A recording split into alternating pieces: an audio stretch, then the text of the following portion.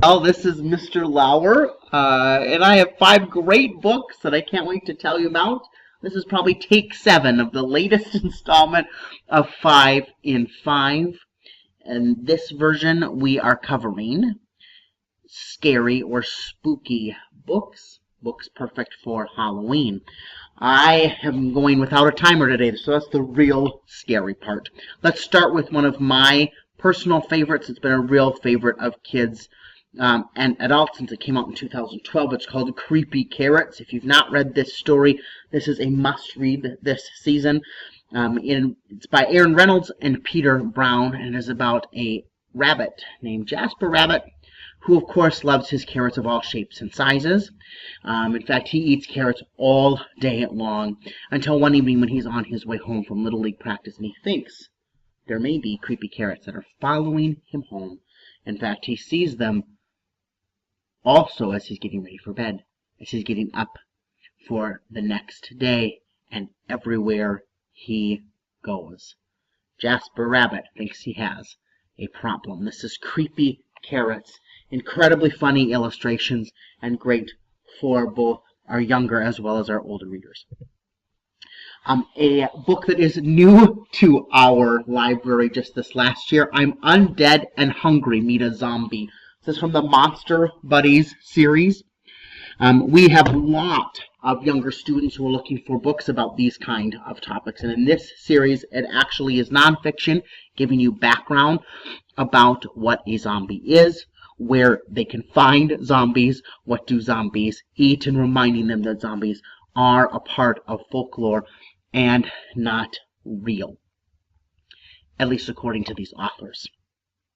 A great nonfiction introduction to these monsters.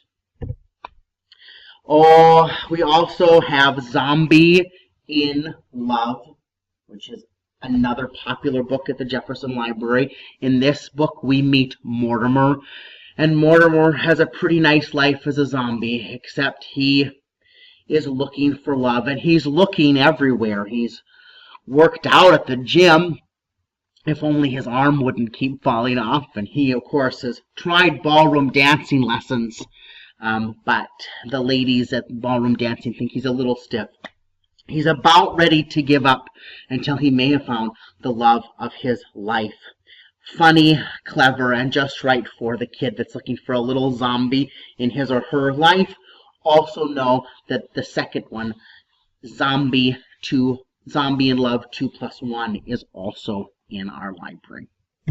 I have 2 minutes left. I can't believe this. Okay, folks, here is quite possibly the scariest book that we have at the Jefferson Library, and not scary in a gory way, scary in an excellent storytelling way. Joseph Bruchac, the master of the Native American storytelling tradition, introduces us to the story of the Skeleton Man. We start the story actually in the middle of Molly's story. She is missing her parents. They have gone missing, and she has been imprisoned by an older man who says that he is her uncle. However, as she thinks about this individual and her situation, she is reminded of a story that her dad used to tell, an old Mohawk story about the Skeleton Man. The Skeleton Man that imprisons even his own relatives and then eats them. And she feels that this man may be the Skeleton Man. Who will believe her? Maybe no one, but she has to find a way to survive. Just the right amount of scare and an incredibly well-told tale. In a short volume, this could be a great read for an upper elementary or middle school reader. And finally, I have 30 seconds to tell you about Doll Bones, which is quite possibly on the weirder end of the books that we have in our library. A Newbery Honorary book from a couple years ago by Holly Black. In this story, Zach, Poppy, and Alice go on an adventure of a lifetime. These are three kids that, as long as they can remember, they have been playing this game, an imaginative game with dolls and figurines. And one of the dolls is one that they call the Queen. The Queen is the doll that lives in the China closet. I'm sorry, I'm going over. I apologize. But this game has gotten a little old for these kids. In fact, maybe these kids have gotten a little old for this game. Until all of a sudden, the ghost of the queen visits Poppy in a dream and has requested that Poppy and her friends bury the queen, and until that happens, the queen will haunt Poppy's dreams.